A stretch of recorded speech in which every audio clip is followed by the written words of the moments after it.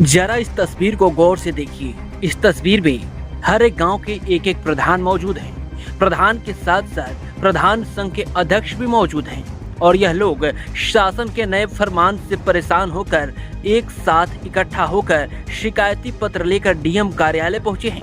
दरअसल इनका कहना है कि शासन द्वारा नया फरमान जारी किया गया है, जिसमें पंचायत सहायक द्वारा प्रधानों के किसी कार्य का भुगतान करने का नियम लागू किया गया है। प्रधानों का कहना है कि जिस सहायक को हम लोग नियुक्त करते हैं, अब उन्हीं सहायक व्यक्ति से हमें अपने भुगतान की मांग करनी पड़ेगी, जो प्रधानों के सम्मान के विपरीत है।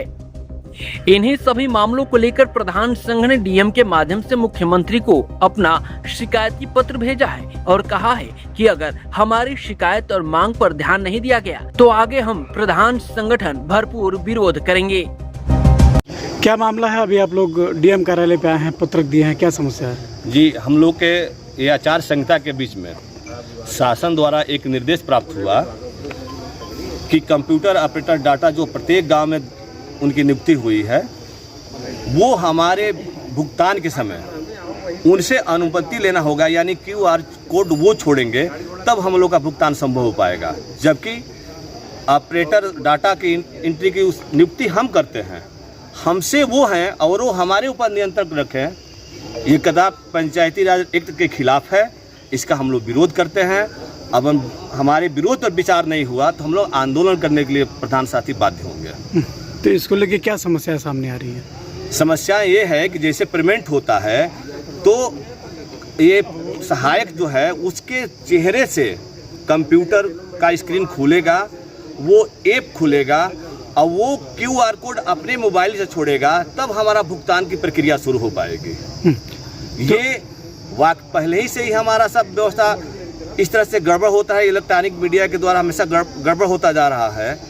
अब और दिक्कतें पैदा होती जा रही हैं। इससे पहले नरेगा को इस तरह से डिस्टर्ब किया गया और अब हमारी पंचायती राज व्यवस्था में जो प्रधान का होता है राजवित्त, उस पर भी अब नियंत्रण रखने जाने लगा पंचायत सहायक के माध्यम से।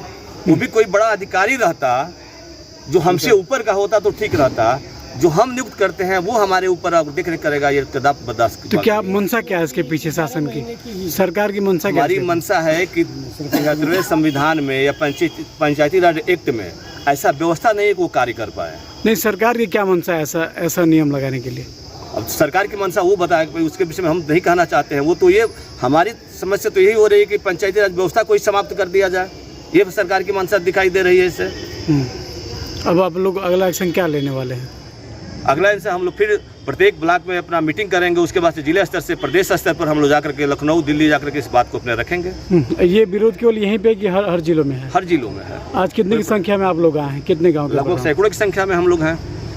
मांगे नहीं मानी गई तो आगे आंदोलन होगा, लड़ाई होगी, अपनी मांगों को हम लोग मनवाएंगे, नहीं तो हम लोग परमानेंट और अब सुपुर्द कर देंगे कि हम लोग काम नहीं करेंगे। पहले जो भुगतान होता था वो कैसे होता था? पहले सचिव पंचायती राज एक्ट में लिखा गया है कि भुगतान ग्राम प्रधान और सचिव ही करता है, यह एक्ट में लिखा गया है। ये नियम कब से चेंज हुआ? ये नियम अभी जो आचार संहिता लगा है उसके बीच में निर्देशन मिला है। आप लोग इसके खिलाफ हैं? जी, इसके खिलाफ। ठीक है। यूपी 60 न्यूज के लिए बलिया से विवेक जायसवाल की रिपोर्ट।